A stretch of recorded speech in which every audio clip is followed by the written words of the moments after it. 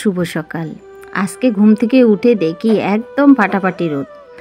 তো ভালোই হয়েছে, কালকে তো নাই নাই করে 4-5 বার জামা কাপড় মেলছিলাম আর 4-5 বার জামা কাপড় তুলছিলাম, মানে এই বৃষ্টি এই রোদ। তো যাই হোক, কালকে যে লাস্টে আমি জামা কাপড়গুলো ধুয়েছিলাম সেগুলো আর মেলতে পারিনি, কারণ এতটা বৃষ্টি এসেছিল। পরে আর ওগুলো আর মানে মেলিনি, যে থাক, মানে বিরক্ত হয়ে গেছিলাম। তো সেই জামা কাপড় নিয়ে সকালবেলা চলে আসলাম মাঠে। এই দেখো কতগুলো জামা কাপড়, মানে বেডশিট থেকে শুরু করে ছেলেমেয়ের জামা কাপড়, আবার নিজেরও জামা কাপড়, তো সবগুলোই ভেজা ছিল, মানে এগুলো মেলতেই পারিনি। আর পরশুদিনের যেগুলো ছিল সেগুলো নিয়ে তো কালকে অনেকটাই বিরক্ত করলাম। যাই হোক, 5-6 বার আর কি জামা কাপড় মেলে দেওয়ার পরে যে মানে জামা কাপড়গুলো ফ্যানের মধ্যে মোটামুটি শুকিয়ে নিয়েছিলাম, আর এগুলো তো মেলতেই পারিনি, এগুলো আজকে একবারে দিয়ে দিলাম। তো এখন এই যে জামা কাপড়গুলো এখানে শুকাতে থাক। আর দেখো আকাশটা কি সুন্দর লাগছে, মানে এক সময় দেখবে আকাশটা একদম কালো মেঘে ছেয়ে গেল, আর এক সময় দেখবে কি মানে রোদ।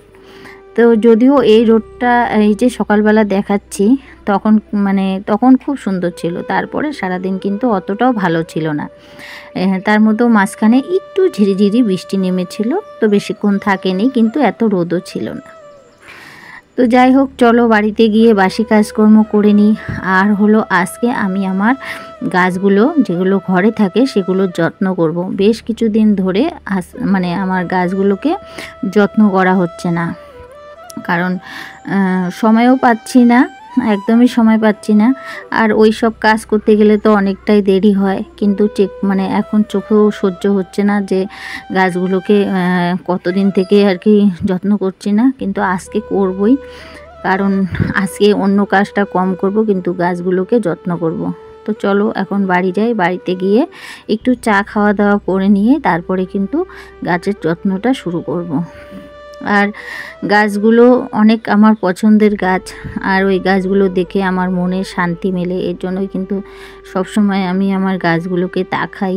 তো তাকানোর সময় যদি দেখি ওরা নোংরা থাকে বা ওদের জল কম থাকে, মানে ওদেরকে যদি কষ্টে থাকা দেখি, তাহলে আমার মনটা একদমই ভালো লাগে না।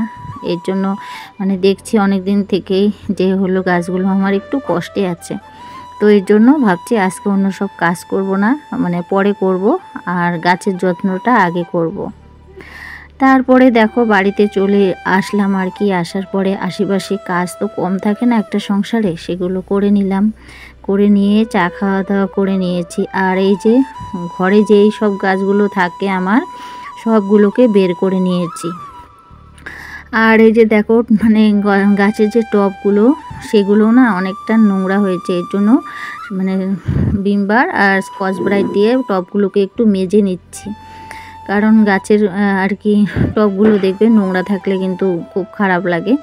তো অনেক দিন থেকে এগুলো মাজা ঘষা হচ্ছে না, কি আর বলি, একদমই সময় পাই না। তো যখন সময় পাই তখন আমি একটু এদের জন্য মানে আমি বের করি আর কি সময়, তখন ওই যত্নটা করে নিই। আর জানো তো গাছের গোড়াগুলোও দেখছি অনেক শক্ত হয়ে আছে, তো গাছের গোড়াগুলোকে আমি একটু আজকে খুঁচিয়ে দিব, খুঁচিয়ে দিয়ে তারপরে কিন্তু একটু সারও দিব। আর আমি সেরকম কোনো কেনা সার ব্যবহার করি না, যেহেতু আমার বাড়িতে গরু ছাগল আছে, ওই যে সারগুলো হয় সেই সারগুলো দিয়ে কিন্তু আমি এই গাছগুলোকে বড় করেছি। আর কেনা সারের থেকে দেখবে গোবর সার বা ছাগলের যে পটি থাকে সেটার সার যদি তুমি ব্যবহার করো, গাছের গ্রো কিন্তু অনেক ভালো হয়। তো আমি অনেক দেখেছি। আর যেহেতু বাড়িতেই আছে আমার সার, তাহলে তো আর কেনার দরকার নেই, কারণ পয়সা নষ্ট করে তো কোনো লাভ নেই।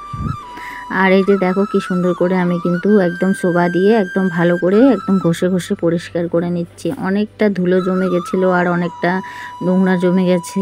আর যে গাছে পিঁপড়া লাগে সেটারও একটা উপায় আমি আর কি দেখে নিয়েছি একজনের ভিডিওতে। তো যাই হোক, আজকে সেই টিপসটাও একটু ফলো করব, দেখি। তো টিপসটা আমার খুব ভালো লাগলো, যে গাছের গোড়ায় পিঁপড়ে লাগানোর টিপসটা একদমই খুব সুন্দর, সেটাও তোমাদের সঙ্গে শেয়ার করব। তো দেখতে থাকো, আশা করি তোমাদেরও ভালো লাগবে। আর তোমাদেরও যদি ঘরে গাছ টাছ থাকে, তোমরাও কিন্তু এই উপকারটা পেয়ে থাকবে। আর জানো তো এইসব কাজ করতে করতে আমার কিন্তু অনেকটাই দেরি হয়েছে, কিন্তু দেরি হলে কি হবে, কিন্তু তবু শান্তি মিলেছে যে না আমার গাছগুলো এখন অনেকটা পরিষ্কার আছে আর দেখতেও অনেক সুন্দর লাগে। আর জানো তো কাজের ফাঁকে ফাঁকে এদেরকে আমি সব সময় দেখে থাকি। দেখবে যে কোনো একটা মানুষের কিন্তু পছন্দের জিনিস আছে, সেটাই হলো আমার গাছ। এই যে গাছগুলোকে দেখছো, এটা আমার হলো সবথেকে পছন্দের জিনিস। এদেরকে দেখলে আমার মন প্রাণ, তারপরে সংসার থাকলে তো জানোই টেনশন থাকবে, সব টেনশন কিছুটা হলেও আর কি কমে যায়, আর মন প্রাণটা অনেক শান্তি মিলে। তো বন্ধুরা আমি এখানে ভয়েস দিচ্ছি, অনেক পাখি আর কি কিচিরমিচির করছে। জানি না কার কার পাখির ডাক পছন্দ, কিন্তু আমারও পাখির ডাক কিন্তু খুব পছন্দ। প্রকৃতির এই যে পাখির ডাক সত্যি একটা অপূর্ব সুন্দর। আর আমি আজকে দিনে ভয়েস দিচ্ছি, তার মধ্যে বাইরে দিচ্ছি, কারণ ঘরে তো ছেলেমেয়েরা পড়তে বসছে, মানে স্যার এসেছে, তো উপায় নেই।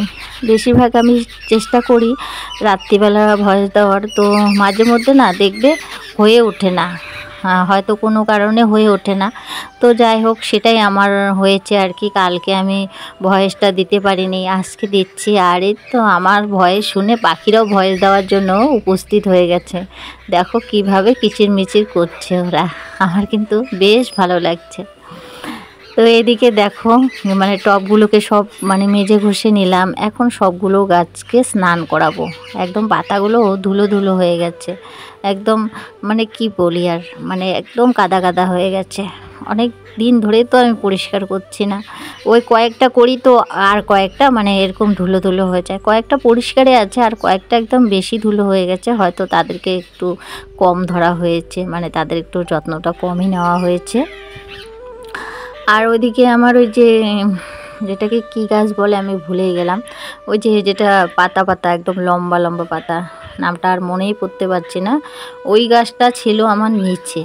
অ্যানা কি করেছে, অ্যানা ওই গাছের পাতাগুলো খেয়ে নিয়েছে, তো এর জন্য গাছের গ্রোথটা একটু কম হয়ে গেছে। আশা করি আজকে যে ওদের শ্বাসুর দিব, আশা করি ওই গাছগুলো একদমই গ্রো হয়ে যাবে কয়েকদিনের মধ্যে।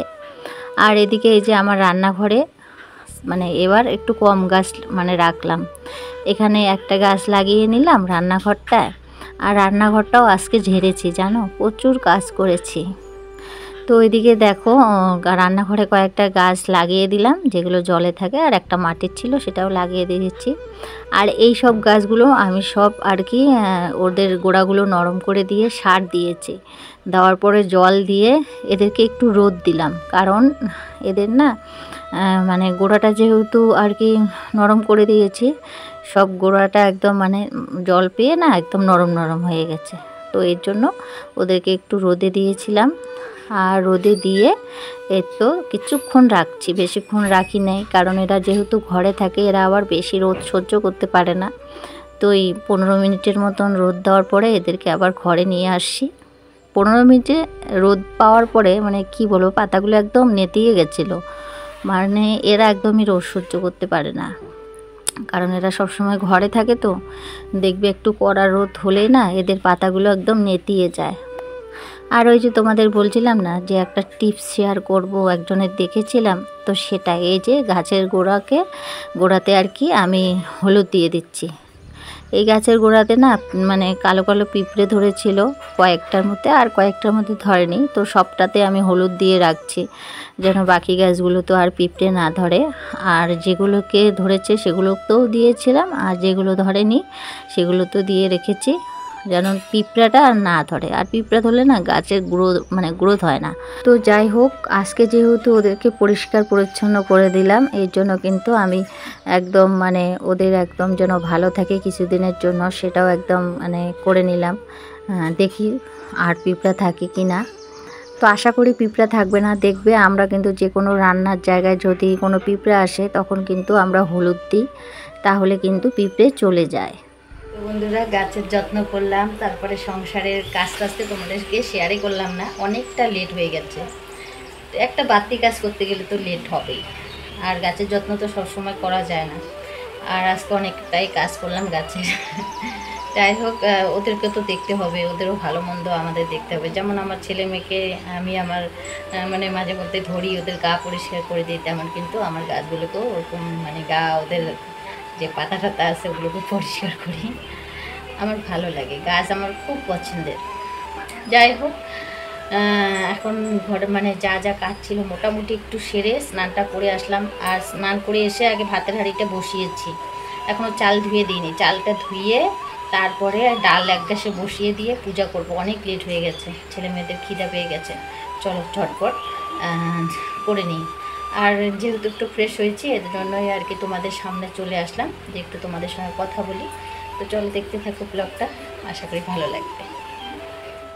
আর এই তো স্নান করে একটু সিঁদুর দিয়েছি আর চুলটা সামনটুক আঁচড়িয়েছি, কারণ পুরো চুল আঁচড়ানোর সময় নেই, এতটা লেট হয়ে গেছে আমার কাজ সাথে সাথে। এর জন্য আমি এখন চালটা ধুয়ে দিচ্ছি আর তার সঙ্গে এক হাঁড়িতে আর কি ডাল বসাবো। মানে ভাত আর ডালটা হতে হতে আমার ওদিকে ঠাকুর পূজাটা হয়ে যাবে। তা এর জন্য আমি এখানে বসিয়ে দিলাম, যেহেতু লেট হয়েছে একটু তো বুদ্ধি করে কাজ করতেই হবে। তো এদিকে দেখো আমার ভাত আর ডালটা বসা হয়ে গেছে। তারপরে কিন্তু আমার পূজা টুজা কমপ্লিট, রান্নাবান্না কমপ্লিট, এদিকে গ্যাস ট্যাস মোছা কমপ্লিট। তারপরে এই যে দেখো আমি কিন্তু খাওয়ারের জন্য সব খাবার দাবার নিয়ে এসেছি আর কি টেবিলে, এখন খাওয়া দাওয়া করব। আর আজকে রান্না করেছি মাছের ঝোল, ডাল আর পাঁপড় ভাজা করেছি। তো পাঁপড় ভাজা এখানে আর নিয়ে আসা হয়নি, বাচ্চারা খেয়ে নিয়েছিল আর বাকিটা ছিল ওটা ওখানেই আছে, যেহেতু এখন আমরা দুজন খাবো আর বাচ্চারা তো খেয়ে নিয়েছে, এর জন্য আর পাঁপড় ভাজাটা নিয়ে আসিনি। আর রান্নাটা করে একবারে তোমাদেরকে শেয়ার করে নিলাম। আর বন্ধুরা এখন আমরা খাওয়া দাওয়া করে নিই আর তোমরাও খেয়ে দিয়ে নিও। আর ভিডিওটাও আমি এখানে শেষ করছি। ভিডিওটা যদি ভালো লাগে প্লিজ লাইক কমেন্ট সাবস্ক্রাইব করে দিও। আর সবাই ভালো থেকো, সুস্থ থেকো। আবারও দেখা হবে নেক্সট ব্লগে। ততক্ষণ পর্যন্ত সবাইকে টাটা, বাই বাই।